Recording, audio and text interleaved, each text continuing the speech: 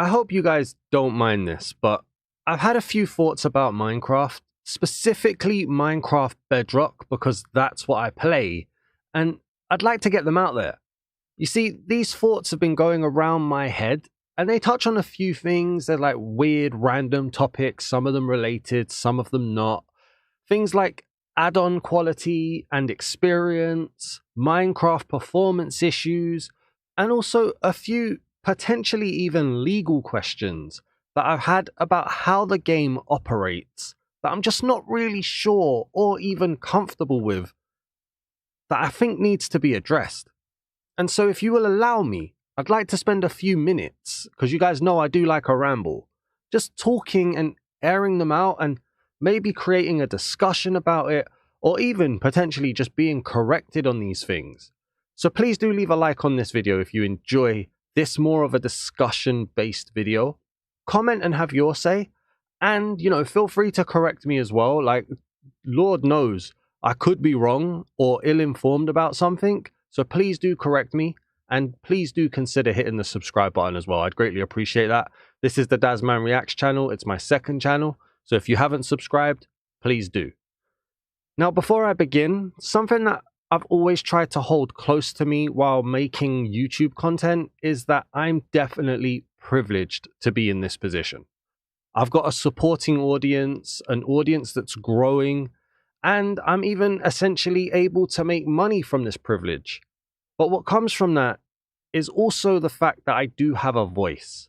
And it's a voice not only for me, but also for people who may not be heard or even have the option to speak out. And so I want to talk about a few of these things to also just let people know that if you feel the same way, you're not alone in it. Other people do. I definitely see it as well. And I potentially feel the same way as you. So maybe, hopefully one day we'll be able to get it changed. And so the first topic I wanted to talk about today, it's probably the least controversial in fairness. I wanted to talk about add-ons. And when I started in Minecraft, texture packs and worlds were the big DLC style sell-ons that you could get in the marketplace. Texture packs, they've had varying levels of quality for so many years, and it is actually the reason why I started to pivot my content into Minecraft related content, to give people a chance to see a pack before buying it and potentially not waste money. And as I was doing that, add-ons were introduced into the marketplace.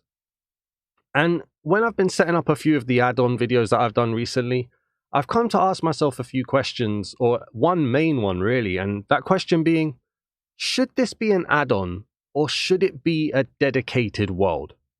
Now, obviously, a big selling point for add-ons is use it in your forever world. We see a message like that or very similar to that in so many descriptions for so many add-ons these days. It's usually one of the last lines.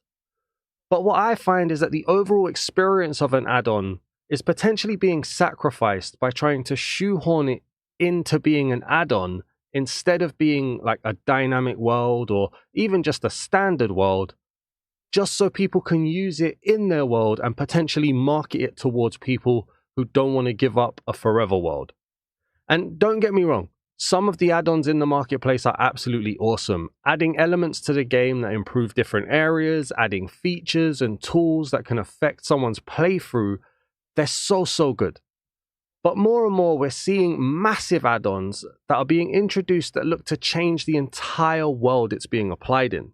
Whether that be a horror add-on, which introduces unique spawns and custom blocks, and some of these custom blocks that would only look good if they're used correctly in a very specific type of build, and also add-ons that introduce gameplay features that take away from the Minecraft experience to introduce its own unique experience. And that brings me back to my question. Should this be an add-on? Because you see, add-ons are supposed to be added to a world to enhance it, not drastically change it, in my opinion. For instance, think of an add-on that introduces cars as a mode of transport. It makes sense. Add a car here, add a car there, drive around Minecraft, fine. Not necessarily something I want to do, but fine. It makes sense. But now think of an add-on that introduces this whole new racing mechanic with blocks for you to build your own racing track, and then having a scoring system and a whole racing gameplay element added to the world? Should it be an add-on, or should it be a dynamic world, or even just a standard world? In my opinion, I'd say that should be a world for people that can just load it up, play a new game mode, have some fun in that world, and then later on return to their untouched forever world that hasn't been tainted. And I worry that quality is being lost and worlds are being tainted by add-ons that aren't fit for purpose and are costing way too much. But none of that, is to say that worlds on their own are perfect. I'm not here trying to play the narrative of add-ons are bad and worlds are good. Don't get me wrong. I mean, recently I paid 1,340 mine coins for a world that added about 10 to 15 minutes of actual gameplay. So, that stinks as well. But I do think that the original vision of what an add-on is has been completely lost by trying to change too much and introduce too much behind that marketing pledge of use it in your forever world. And then that kind of leads me on to my second topic that I want to talk about today. It slightly steps away from it, but it's also staying in the marketplace. And so there's actually two things here that I think are flying under the radar and maybe could even put Minecraft in some potential hot water, whether that be legally or even just ethically. But both are very important. The first one I want to talk about is the dreaded purchase option in the Minecraft marketplace.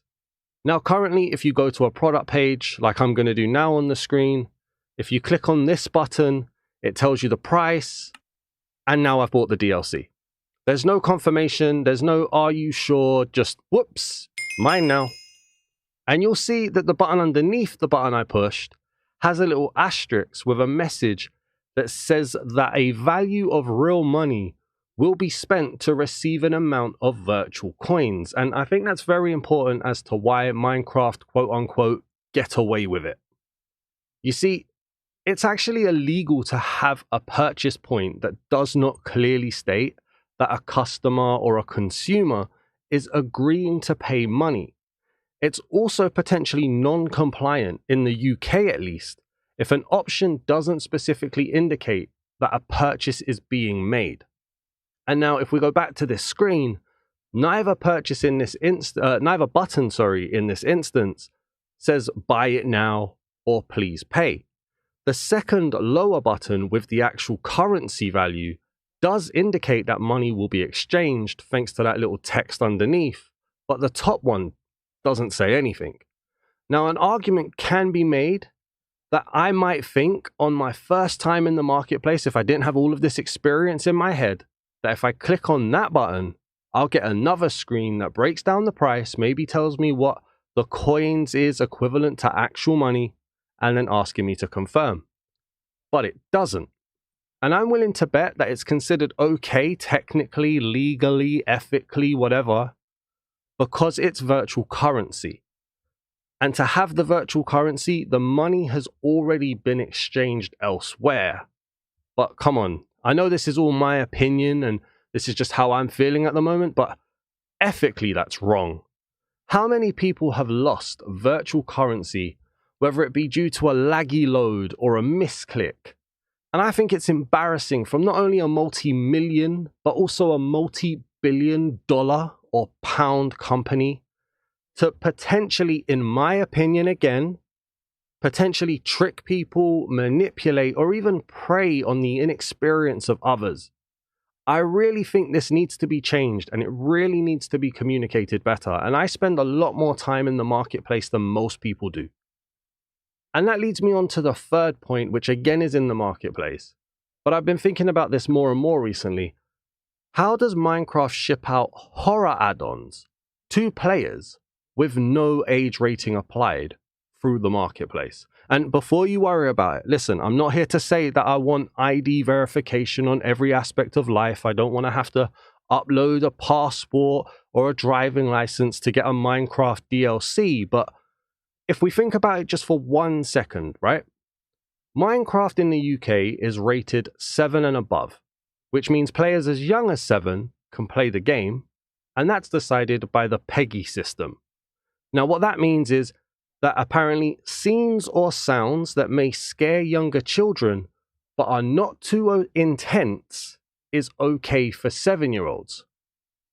Now, apply that to some of the horror add-ons that we've seen recently, with ambient sounds, tensions, jump scares, psychological elements to get the heart racing. Well, according to the PEGI system, these elements cross into 12 or even 16 rated. So we're doubling that age rating at least. Yet Minecraft is able to sell them at the incorrect click of one button in the Minecraft marketplace. And again, I'm not saying that I want ID verification in Minecraft, but it just feels a little bit unethical, doesn't it? What are we potentially allowing young children to get without realizing it because a description is potentially written in a glossy way and an image looks potentially appealing to a younger mind? And then lastly, one other topic that's been on my mind recently, and it's been kind of brought to the forefront of the game this week due to what I would describe as a terrible update launch. But quite frankly, Minecraft Bedrock goes through varying levels of unplayable.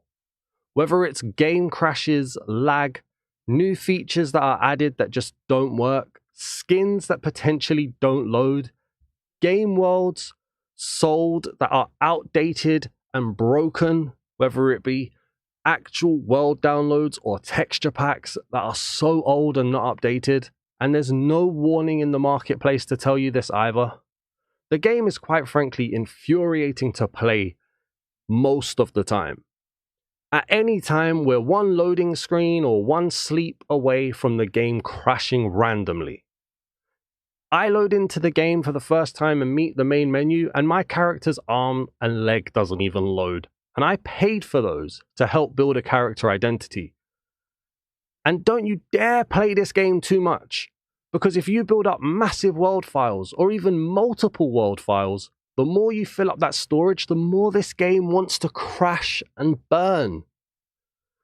I genuinely feel like if this Minecraft Bedrock was released today with no prior audience, no built-up love and attachment, no social media drive behind it, no massive amount of YouTube channels, it would be absolutely trashed by fans, critics, and even the media as being potentially unethical, unplayable, and unfulfilling.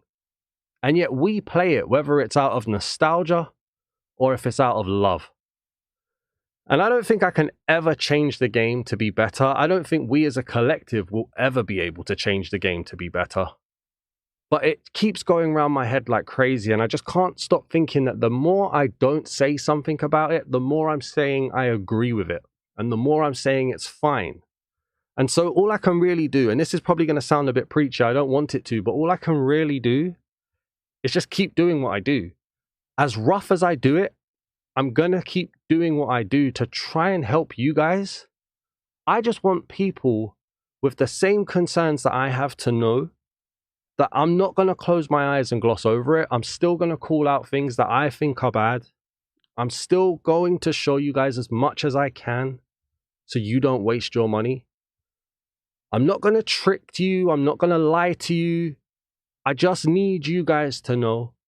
Maybe it's an ego thing. I'm willing to accept that maybe it's an ego thing. Maybe it's a I need to deal with my privilege thing. But I need you guys to know that if you have the same feelings that I've just described, if you've had the same questions, the same concerns, it infuriates me as well every single day. And I hear you. I feel it the same. I see it the same. I really do. I'm not really sure what this video is, but it's something that's been bugging me for the last few days, and I wanted to make it. So thank you so much for listening to my rambles. These are 4 very random, but also very connected points that are just infuriating me about a game that I play every single day. And one that kind of takes up a lot of my life, gives me a good platform, gives me a privilege, gives me a position, but also gives me a voice. So thank you very much for listening to my rambles. Please do feel free to share your thoughts down in the comments, whether it's the same kind of ideas as me, the same topics as me, or maybe it's something else that annoys you just as much. comment it down in the comments. Be respectful to each other. Be polite to each other. Please don't insult me. But if you feel like I need to be corrected on anything, you're more than welcome in the comments to correct me as well. So please do. Thank you very much for listening. Peace.